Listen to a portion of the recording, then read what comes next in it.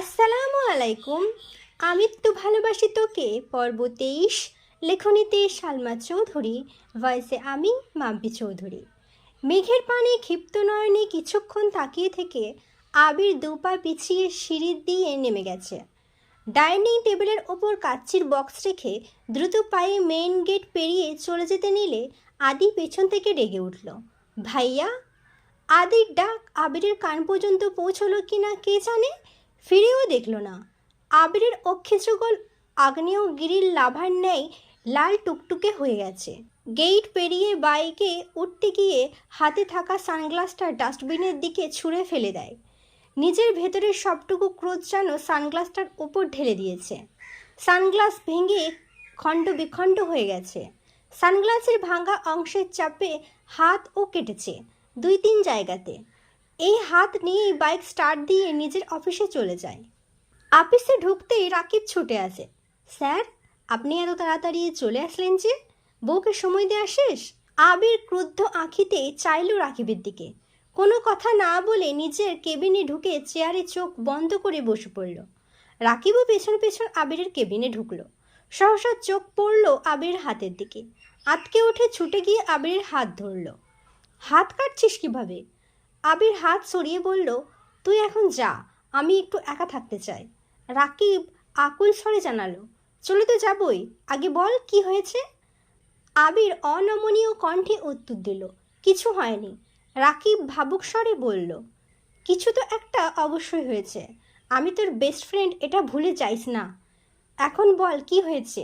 মেঘ কিছু করেছে? ক্রোধে আবিরের নাকের ডগা ফুলে আছে, নয়ন জোড়া এখনো রক্তবর্ণ হয়ে আছে। বক্ষস্থলে থাকা হৃৎপিণ্ডটা যেন দিকবিদিক ছুটে বেড়াচ্ছে। আবির দীর্ঘশ্বাস ছেড়ে কঠিন স্বরে বলল, আমি ওর জীবনে কাঁটার নেই। আবির নামক কাঁটাটা ও জীবনে না থাকলে ও হয়তো অনেক বেশি হ্যাপি থাকতো। রাকিব ভ্রুকুচকে বলল, কি বলছিস এসব? মাথা ঠিক আছে তোর? আবির শ্বাস ছেড়ে শক্ত কণ্ঠে উত্তর দিল, আমি ঠিক করেছি ওকে ওর মতো থাকতে দেব, ওর ব্যাপারে কোনো কথা বলবো না। রাকিব এবার সশব্দে হেসে উঠল। আবির ভ্রুকুচকে ক্রোধিত নয়নে চেয়ে রইল। রাকিবের সেদিকে হুঁশ নেই, হাসতে হাসতে পেট চেপে ধরেছে। আবির রাগান্বিত কণ্ঠে বলল, অহেতুক হাসছিস কেন? রাকিবের হাসি যেন থামছেই না। আবিরের কাছ থেকে দূরে গিয়ে বলে, বন্ধু এত কিছু করেও যখন প্রেমিকার মন পায় না, তখন তার জন্য শুধু একটা গানই গাইতে ইচ্ছে করছে, যার কারণে ছাড়লাম আমি জগৎ সংসার, তবুও সে পাষাণ বন্ধু হইল না আমার। আমার দুঃখে কান্দে আকাশ, কান্দে রে জমিন, নিদয়া তুই পাষাণ বন্ধু এত রে কঠিন।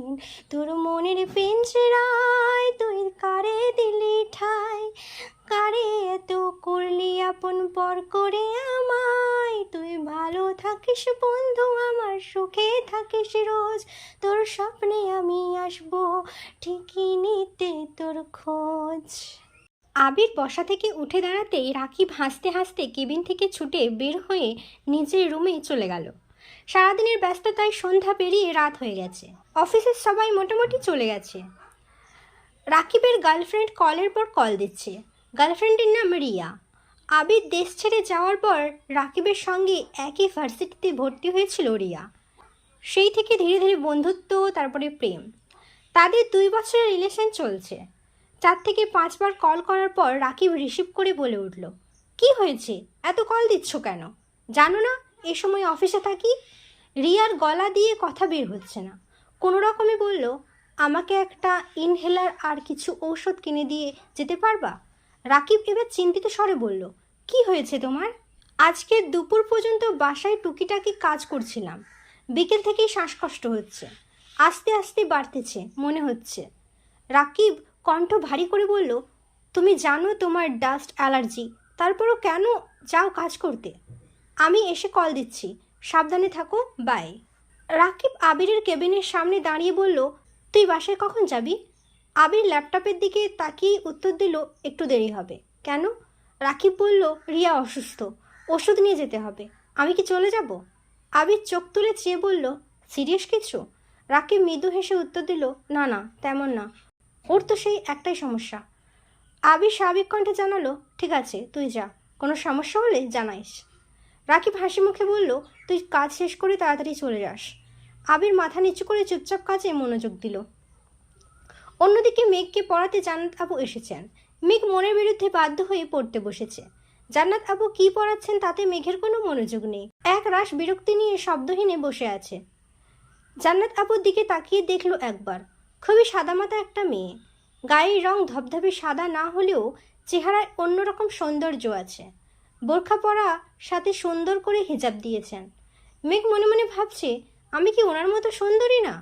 আমি কি আপনার ভালোবাসা পেতে পারতাম না আবির ভাই? পরদিন নাস্তার টেবিলে প্রত্যেকে উপস্থিত, শুধু আবির ব্যতীত। আদি খাওয়া শেষ হতেই আকলিমা খান বললেন, তোর ভাইয়া উঠছে কি না দেখে আয় তো। আদি দৌড়ে গেল আবিরের রুমের সামনে। আদি, মা, মিম কেউই আবিরের রুমের ভেতরে ঢুকে না, দরজা থেকে ডেকে চলে আসে। আজও আদি দরজা থেকে উকি দিয়ে দেখল, কিন্তু আবির কোথাও নেই। দুবার ডেকেছেও, কিন্তু সাড়া নেই। আদি করিডর থেকে চিৎকার দিয়ে বলল, ভাইয়া তো রুমে নেই আম্মু। সবাই এবার মুখ চাওয়াচাই করছে, রুমে নেই মানে কি? সকাল থেকে তো বের হতে দেখলাম না। তানভীর গলা উঁচু করে বলল, ছাদে দেখো তো আদি। ভাইয়ের কথা মতো আদি ছাদের দিকে গেল, কিন্তু ছাদের গেটেও তালা। আদি পুনরায় তা জানালো। মালিহা খান চিন্তিত স্বরে বললেন, আবির কি রাতে ফিরেনি? মেঘ সহসা বড় আম্মুর দিকে চাইল। এই বাড়িতে ছেলেরা কখনো বাহিরে রাত কাটায় না, যত রাতই হোক বাসায় ফিরে আসে। এটাই খানবাড়ির রুলস। খুব প্রয়োজন হলে আলী আহমেদ খানের থেকে অনুমতি নিয়ে থাকতে হয়। ইকবাল খান সঙ্গে সঙ্গে ফোন বের করে আবিরকে কল দিয়েছেন। প্রথমবার রিসিভ হয়নি, দ্বিতীয়বার রিসিভ হতেই ইকবাল খান শুধালেন, কোথায় আছিস? আবির ঠান্ডা কণ্ঠে উত্তর দিল, অফিসে। ইকবাল খান, তুই বাসায় ফিরিসনি কাল? আবির, না। ইকবাল খান, কেন? আবির গম্ভীর কণ্ঠে জবাব দিল, অফিসে কাজ ছিল। ইকবাল খান তপ্ত স্বরে বললেন, ও আচ্ছা, আজ আমাদের অফিসে মিটিং আছে, আসবি না? আবির ভারী কণ্ঠে জানালো, চলে আসবো, এখন রাখছি, কাজ আছে। আলী আহমেদ খান রাগে বলে উঠলেন, দুদিন হয়নি নিজের কোম্পানি খুলেছে, এখনই ব্যস্ততা দেখায়। কই, আমাদের তো রাতে অফিসে থেকে কাজ করতে হয়নি কখনো। মালিহা খানের দিকে তাকিয়ে শক্ত কণ্ঠে বললেন, ছেলেকে বুঝাও, বাইরে থাকাকালীন কি করেছে না করেছে সেসব আমার বাড়িতে চলবে না। ডাইনিং টেবিলে নিস্তব্ধতা ছেড়ে গেছে, কারো মুখে কোনো শব্দ নেই। আলী আহমেদ খান উঠে গেছেন। মালিহা খান ডাইনিংয়ে বসে ইকবাল খানকে শুধালেন, আবিরের জন্য কি খাবার দিয়ে দেব? ও তো গতকাল সকালে না খেয়ে বেরিয়েছিল, তারপর থেকে তো আর দেখিনি। আদি যতক্ষণ ডাইনিংয়ের কাছে এসে উত্তেজিত কণ্ঠে বলল, গতকাল দুপুরে ভাইয়া আসছিল, আমি ভাইয়াকে ডাকও দিয়েছি, কিন্তু ভাইয়া শুনেনি। তারপর টেবিলে কাচ্চি বিরিয়ানির বক্স দেখে আমি সেটা নিয়ে ওপরে আপুদের কাছে চলে গেছিলাম, তাই তোমাদের কাউকে জানাতে মনে নেই। আদির কথা শুনে মেঘ বিড়বিড় করে বলল, কাচ্চি বিরিয়ানি আবির ভাই আনছিল? আগে জানলে ওনার আনা খাবার খাইতাম না। নিজের ইচ্ছে মতো মারবেন, ঝাড়বেন, আবার মন চাইলে খাবার এনে খাওয়াবেন, আর আমি সব ভুলে যাব? এমন মেয়ে আমি না। ইকবাল খান বললেন, বড় ভাবি আপনি খাবার দিয়ে দেন, আবির অফিসে আসলে খেয়ে যাবেনে। রাত 10টার দিকে আবির বাসায় ফিরেছে। ততক্ষণে 3 কর্তি ব্যতীত সকলের খাওয়া শেষ। আবির ফ্রেশ হয়ে মা কাকিয়াদের সাথে খেতে বসেছে।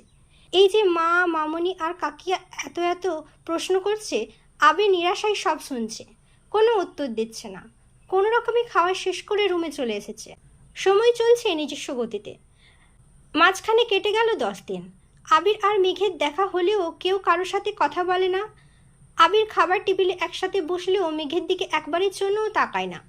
মেঘ ঠিকই 2-1 তাকিয়ে দেখে, কিন্তু আবির যেন নিজেকে শক্ত আবরণে আবৃত করে রেখেছে, বুকের ওপর পাথর চাপা দিয়ে দিন কাটাচ্ছে। আবির যতক্ষণ বাসায় থাকে ততক্ষণ নিজের রুমের দরজা বন্ধ করে রাখে। মেঘও নিজের মতো খাইতেছে, মিম আর আদির সাথে আড্ডা দিচ্ছে। জান্নাত আপু পড়িয়ে যাচ্ছে, কোচিং থাকলে কোচিংয়ে যাচ্ছে, বাসায় এসে পড়াশোনা করছে, সবই নিজের মতো চলছে।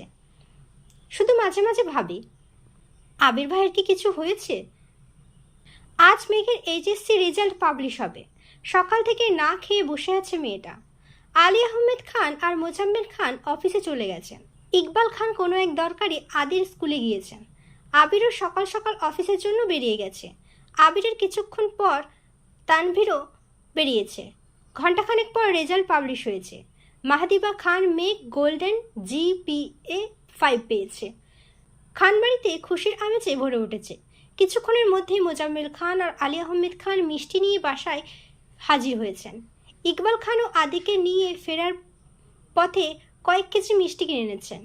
আবিরের পর মেঘই পড়াশোনায় খানবাড়ির মুখ উজ্জ্বল করেছে।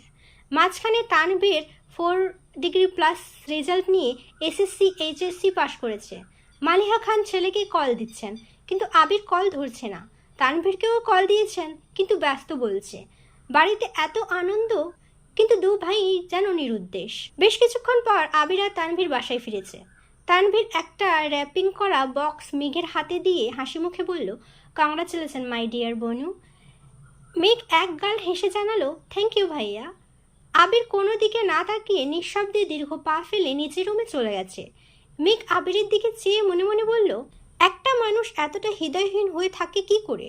সামান্য একটা কংগ্রেস শব্দও কি বলা যেতে পারতো না? তানভীর মেঘের জন্য স্পেশালি রসমালাই নিয়ে আসছে।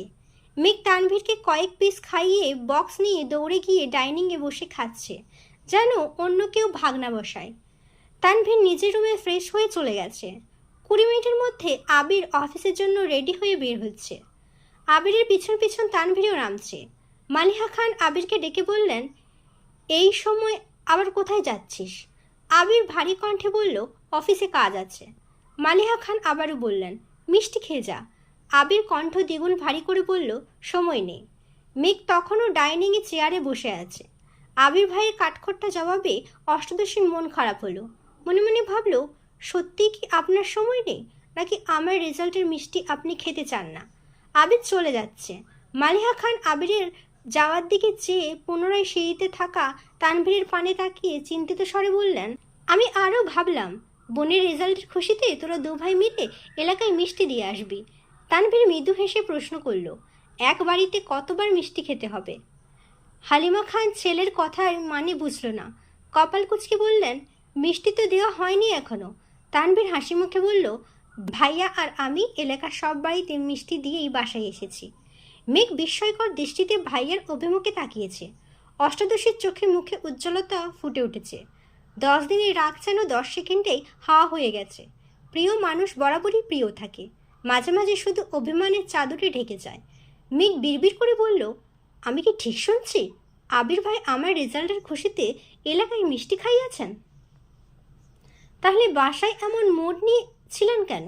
একটা মিষ্টি মুখেও দিলেন না, কিন্তু কেন? উনি কি কোনো বিষয়ে রেগে আছেন? মেঘের পাশাপাশি সবাই যেন অবাক চোখে তাকিয়ে আছে তানভীরের দিকে। তানভীরের কথায় আকলিমা খান ভ্রুকুচকে বললেন, আমাদেরকে জানাতে কি এমন হতো শুনি? আবির বা তুই কেউই তো বলতে পারতি। তানভীর হাসি মুখে উত্তর দিল, ভাইয়ার লোক দেখানো কাজ পছন্দ করে না, জানোই তো। তাছাড়া আমি তো এখন বললামই তোমাদের। মোজাম্মেল খান আবিরের এমন কাণ্ডে খুশি হয়ে বললেন, যাক, বড় ভাইয়ের দায়িত্ব পালনে আবির অবহেলা করেনি, এটাই তো দরকার। আব্বুর মুখে এমন কথা শুনে মেঘের মুখটা মলিন হয়ে গেল। আবির ভাইকে তো সে বড় ভাই হিসেবে ভাবেইনি কখনো। আবির ভাই হলে ক্রাস, না হলে বাঁশ, ভাইটাই কিছু না। রাত 10টার দিকে আবির ফিরেছে। মেঘ তখন পড়ছিল। আবির রাতে খাবার খেয়ে নিজের রুমে গিয়ে দরজা বন্ধ করে ফেলেছে। বেশ কিছুক্ষণ পর মেঘ নিচে আসতেই আকলিমা খান বলে উঠলেন, কী রে, আবিরকে মিষ্টি দিলি না? মেঘ আশ্চর্য নয়নে চেয়ে বলল, তোমরা দাওনি কেউ? হালিমা খান স্বাভাবিক কণ্ঠে বললেন, আমরা তো বলেছি, ও তো খাবে না বলে চলে গেল। তুই একটু নিয়ে যা। তুই বললে যদি খাই। একটা প্লেটে কয়েকটা মিষ্টি নিয়ে মেঘ গুটি গুটি পায়ে করিডর পেরিয়ে আবির ভাইয়ের রুমের সামনে হাজির হলো। এক হাতে দরজা ধাক্কা দিতেই বুঝতে পারলো ভেতর থেকে দরজা বন্ধ। দরজা বন্ধ দেখে মেঘের খটকা লাগলো। আবির ভাই আসার পর থেকে কখনো দরজা বন্ধ করে ঘুমায় না, তাহলে ইদানিং দরজা বন্ধ করে রাখেন কেন? রুমের ভেতরে কম সাউন্ডে গান বাজতেছে। মেঘ মনোযোগ দিয়ে শোনার চেষ্টা করলো।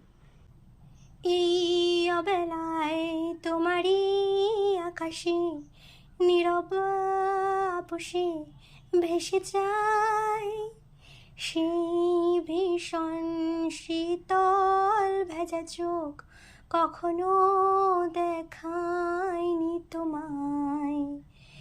কেউ কোথাও ভালো নেই যেন সে, কতকাল আর হাতে হাত অবেলায়, কতকাল আর ভুল অবসন্ন বিকেলে, ভেজা চোখ দেখায়নি তোমায়।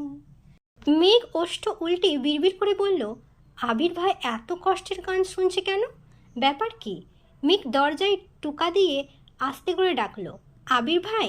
ভেতর থেকে কোনো জবাব না আসায় মেঘ উচ্চস্বরে আবার ডাকলো, আবির ভাই। সহসা গান বন্ধ হয়ে গেল। সিগারেট হাতে দরজা খুলে দিল আবির। পরনে কালো টি শার্ট আর ট্রাউজার, কপালে আর নাকে ঘামের বিন্দু বিন্দু পানি জমে আছে, সাথে ঘামে জবজবে পুরো শরীর, অগাছালা চুল, শ্যামবর্ণের মুখশ্রী মলিন হয়ে আছে। নিরেট কণ্ঠে বলল, কিছু বলবি? আবির ভাইয়ের হাতে দ্বিতীয়বারের মতো সিগারেট দেখে মেঘের হৃদয় চূর্ণ বিচূর্ণ হলো।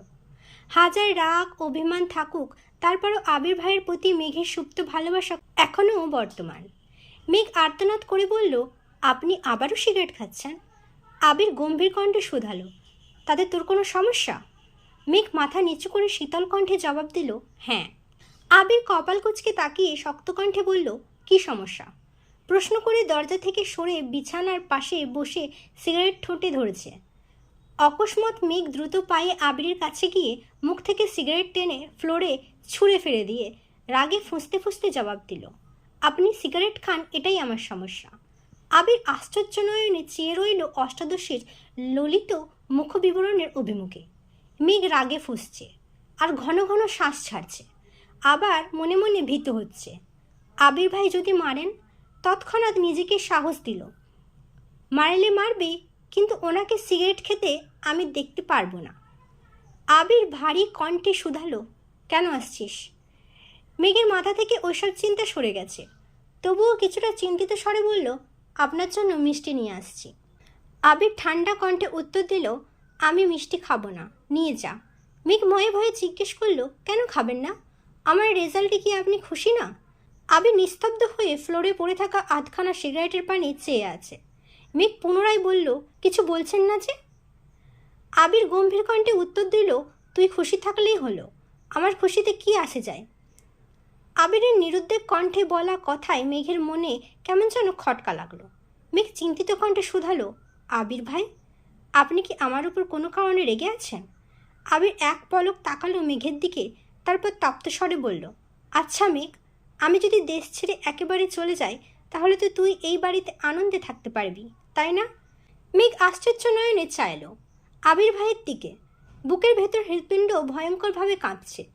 এই 1.5 মাসে আবির ভাই অষ্টাদশের হৃদয়ের সবটুকু জায়গা জুড়ে অবস্থান করছে। আবির ভাই দেশ ছেড়ে চলে যাবে, এই কথায় কোনোভাবে মানতে পারছে না মেঘ। মেঘের সিক্ত নয়ন জোড়ায় আবির ভাইয়ের প্রতি এক সমুদ্র ভালোবাসা স্পষ্ট প্রতীয়মান হচ্ছে। কণ্ঠ খাদে নামিয়ে মেঘ বলল, আপনি কেন চলে যাবেন? আবির রাশভারী কণ্ঠে বলল, যদি সত্যি সত্যি এমন হয় যে আমি চলে গেলে তুই বাড়ি ছেড়ে যাবি না, তাহলে আমি যত তাড়াতাড়ি সম্ভব চিরকালের জন্য দেশ ছেড়ে চলে যাব। তবুও তুই ভালো থাকিস আর এই বাড়ির রাজকন্যা হয়ে থাকিস সারা জীবন। মেঘের সমস্ত আকাশ ঘুরছে। আবির ভাই এত কঠিন কথা কেন বলছেন, তার কারণ খুঁজে পাচ্ছে না অষ্টাদশী। অনেক ভাবার পর মনে পড়ল 10 দিন আগের ঘটনা। মনে মনে ভাবল, তাহলে কি বন্যার সাথে বলা কথাগুলো আবির ভাই শুনে ফেলেছিল? মেঘ বেশ খানিকটা সময় নীরব থেকে শান্ত কণ্ঠে বলল, আসলে ওই দিন আমার খুব রাগ উঠেছিল। জান্নাত আপুর কাছে পড়তে চাইনি, তবুও। আবির কণ্ঠ দ্বিগুণ ভারী করে বলল, জান্নাত পড়াতে না পারলে আমি আনতামই না। কেন জান্নাতকে এনেছি? কেন তোকে জান্নাতের কাছে পড়তে জোর করছি, সবটাই জানতে পারবি। শুধু একটু ধৈর্য রাখ আর পড়াশোনা কর মন দিয়ে। আর নতুন টিউটর আনলে তোর মানিয়ে নিতেও সময় লাগবে। এখন তোর হাতে এত সময় নেই। একটা কথা মাথায় রাখিস, আর যাই হোক আমি তোর খারাপ চাই না, এইটুকু বিশ্বাস আমার উপর রাখতে পারিস। প্রথম কথাগুলো ভারী স্বরে বললেও শেষ কথাগুলো শীতল কণ্ঠে বলল আবির। মেঘ মনে মনে ভাবল, সত্যিই তো জান্নাত আপু পড়ানোতে তো কোনো সমস্যা নেই, ওনাদের মধ্যে চাই থাকুক, তাতে আমার কি? মেঘ ছোট করে বলল, সরি আবির ভাই, আর এমন করব না। আবির সব সুলভ ভারী কণ্ঠে উত্তর দিল, সমস্যা নেই, এখন যা তুই। মেঘ চিবুক নামিয়ে অভিমানী স্বরে বলল, আপনি মিষ্টি না খেলে আমি যাব না। আবির নিরেট কণ্ঠে বলল, বললাম তো খাবো না, তুই যা। মেঘ শক্ত কণ্ঠে বলে উঠল, বললাম তো যাব না, একটা খান। আবির এবার তীক্ষ্ণ দৃষ্টিতে চাইল, কিছু বলার আগেই মেঘ আহ্লাদী কণ্ঠে বলে উঠল, প্লিজ আবির ভাই। সঙ্গে সঙ্গে আবিরের অভিব্যক্তি বদলে গেল। মুচকি হেসে বলল, ঠিক আছে দে। আবির ভাইয়ের হাসিতে মেঘ গলে পানি হয়ে গেছে। রোমান্টিক মুডে বলল, আমি খাইয়ে দিই মিষ্টি। আবির মৃদু হেসে জানালো, ঠিক আছে। মেঘ মিষ্টির প্লেট নিয়ে আবির ভাইয়ের কাছাকাছি এসে দাঁড়ালো। আবির ভাইয়ের শরীর থেকে আসা পুরুষালী গন্ধে মেঘের সর্বাঙ্গে ঝাঁকুনি দিল। আবির ভাইয়ের কাছাকাছি এলে মেঘ নিজের অস্তিত্ব হারিয়ে ফেলে। 10 দিনের রাগ, অভিযোগ, অভিমানরা যেন নিমেষেই বিলীন হয়ে গেছে। আবির ভাই মানেই এক প্রকার নেশা। কাছে আসলেই অষ্টাদশী সেই নেশায় আসক্ত হতে বাধ্য।